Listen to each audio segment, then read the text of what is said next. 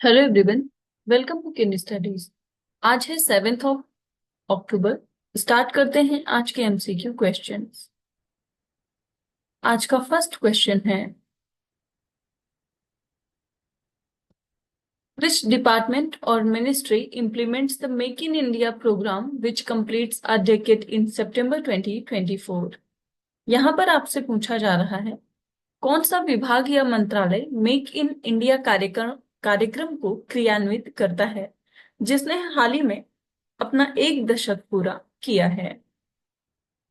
आपके ऑप्शंस हैं, department of financial services, department of industrial policy and promotion, ministry of skill development and entrepreneurship या फिर department of personal and training. आपको बताना है, make in India कार्यक्रम का जो क्रियान्वयन है वो कौन सी मिनिस्ट्री या फिर डिपार्टमेंट के द्वारा किया जाता है। और इस क्वेश्चन में आपका करेक्ट ऑप्शन हो जाएगा ऑप्शन बी। सो ये डिपार्टमेंट है department of industrial policy and promotion. आप देख सकते हैं, on 25th of September 2024, Make in India, the flagship program of the Government of India, completed a decade of empowering India to become a global manufacturing hub, and it has played a crucial role in boosting domestic manufacturing, fostering innovation, enhancing skill development, and facilitating foreign investment. So, Prime Minister Narendra Modi launched the Make in India initiative on 24th of September 2014 in New Delhi, and it is being implemented by the Department of Promotion of Industry and Internal Trade under the Ministry of Commerce and Industry. बढ़ते हैं next question की ओर।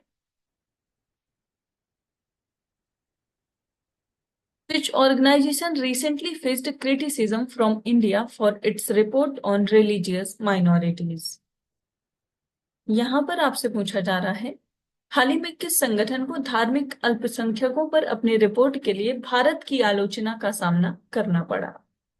आपके options हैं, international Buddhist confederation, amnesty international, United states commission on international religious freedom या फिर human rights watch. आपको बताना है कि धार्मिक अल्पसंख्यकों पर कौन सी संस्था की रिपोर्ट है जिसको भारत ने अभी हाल ही में मानने से इनकार किया है या उस रिपोर्ट की आलोचना की है। और इस क्वेश्चन में आपका करेक्ट ऑप्शन हो जाएगा ऑप्शन सी। सो ये रिपोर्ट है United states commission on international religious freedom. आप देख सकते हैं, India rejected a report by the US Commission on International Religious Freedom on religious minority abuses. इस ऑर्गेनाइजेशन की बात करें तो ये एक इंडिपेंडेंट यूएस फेडरल एजेंसी है, created by the 1998 international religious freedom act, and it monitors global religious freedom violations and provides policy recommendations to the US President, Secretary of State, and Congress. So, USCIRF's 9 commissioners are appointed by the President or congressional leaders with support from a non-partisan staff, and it issues an annual report on religious freedom highlighting countries of particular concern. The report uses international standards including Article 18 of the Universal Declaration of Human Rights to assess violations. तो अब ध्यान रखेंगे, भारत ने हाल ही में criticise किया है US commission on international religious freedom की जो माइनॉरिटीज को लेकर रिपोर्ट आई है इसको। बढ़ते हैं नेक्स्ट क्वेश्चन की ओर। Which ministry has organized the 3rd edition of World Food India from 19th to 22nd of September in New Delhi? यहां पर आपसे पूछा जा रहा है, किस मंत्रालय ने 19 से 22 सितंबर तक नई दिल्ली में विश्व खाद्य भारत के तीसरे संस्करण का आयोजन किया है।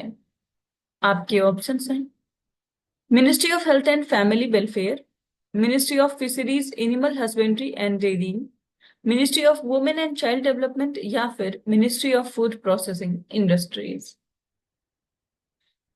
आपको बताना है, वर्ल्ड फूड इंडिया का जो थर्ड एडिशन नई दिल्ली में आयोजित किया गया वो किस मंत्रालय ने आयोजित किया है? और इस क्वेश्चन में आपका करेक्ट ऑप्शन हो जाएगा ऑप्शन डी। सो ये आयोजित किया गया है ministry of food processing industries के द्वारा। आप देख सकते हैं the third edition of the World Food India, the biennial mega food event organized by the Ministry of Food Processing Industries in Bharat Mandapam, New Delhi. So the event aims to integrate innovation, technology, and sustainability in the food processing sector. And World Food India 2024 was organized under the theme Processing for Prosperity. The World Food India 2024 witnessed participation from over 90 countries, 26 Indian states and union territories, and 18 central ministries and allied government bodies. और आप ध्यान रखेंगे इसका आयोजन किया गया है नई दिल्ली में। बढ़ते हैं नेक्स्ट क्वेश्चन की ओर।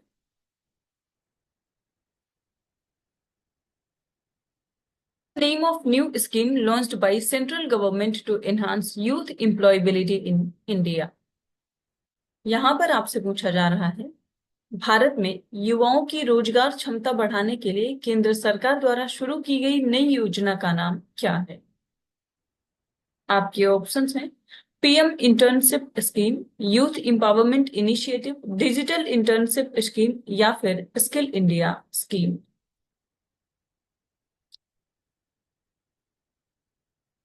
और इस क्वेश्चन में आपका करेक्ट ऑप्शन हो जाएगा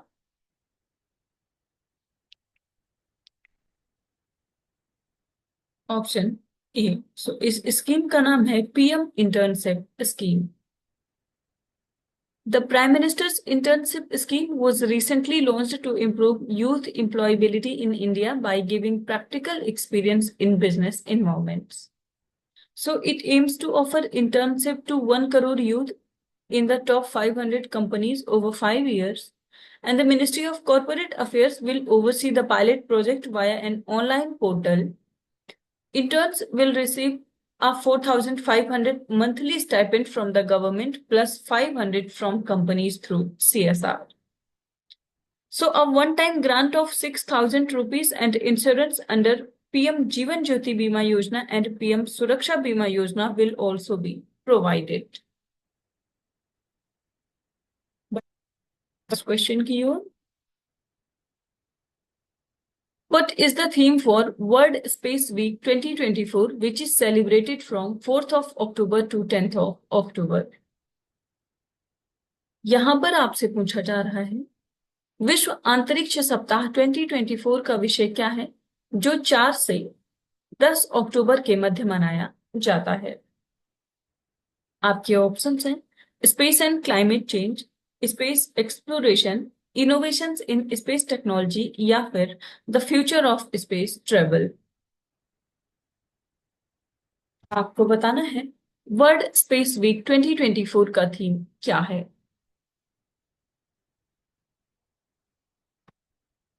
और इस क्वेश्चन में आपका करेक्ट ऑप्शन हो जाएगा ऑप्शन ए। सो ये थीम है स्पेस एंड क्लाइमेट चेंज। आप देख सकते हैं So it was established by a resolution 54 by 68 of December 6, 1999 by the United Nations General Assembly to celebrate contributions of space science and technology to improving human life. और इस वर्ष की theme है Space and Climate Change.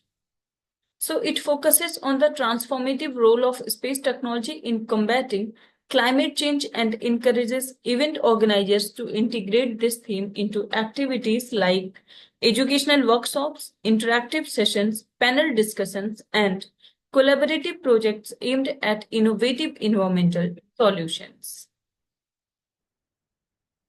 बढ़ते हैं next question की ओर।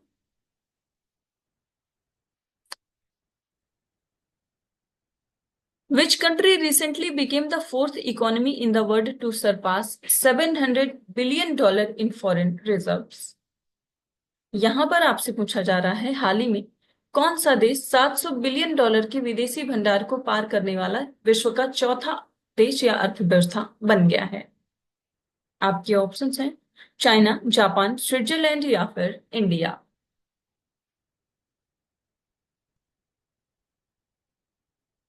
और इस क्वेश्चन में आपका करेक्ट ऑप्शन हो जाएगा option D.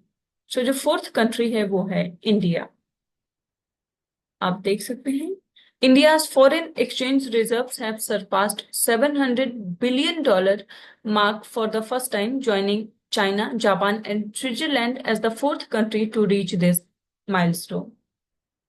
So the forex reserves rose by $12.588 billion in the week ending on 27th of September, reaching a new high of $704.885 billion, marking the largest weekly increase since mid-July 2023. So India's forex reserve include foreign currency assets, gold reserves, special drawing rights, and country's reserve position with the International Monetary Fund.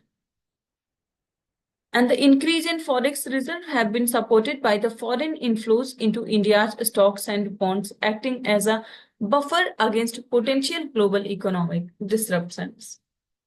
तो आप ध्यान रखेंगे Bharat fourth ऐसी country बन गया है जिसका जो फॉरेक्स रिजर्व है वो $700 बिलियन को क्रॉस किया है। भारत के अलावा जो 3 कंट्रीज हैं वो हैं चाइना, जापान और स्विट्जरलैंड। बढ़ते हैं नेक्स्ट क्वेश्चन की ओर। India will take part in Euronaval 2024 Defense Exhibition in which of the following countries? यहां पर आपसे पूछा जा रहा है भारत निम्नलिखित में से किस देश में यूरोनेवल 2024 रक्षा प्रदर्शनी में भाग लेगा? आपके ऑप्शंस हैं फ्रांस, यूके, यूएसए या फिर जर्मनी।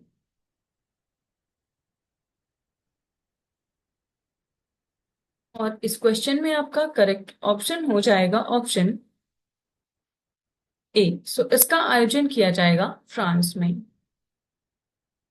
आप देख सकते हैं India will participate in Euronaval 2024 Defense Exhibition in France, and India is one of the 104 countries that have been invited to attend the world's largest naval defense trade show.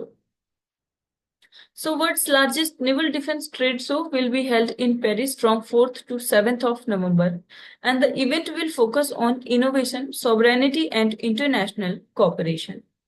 आप ध्यान रखेंगे यूरोनेवल defence exhibition का आयोजन किया जाएगा France में।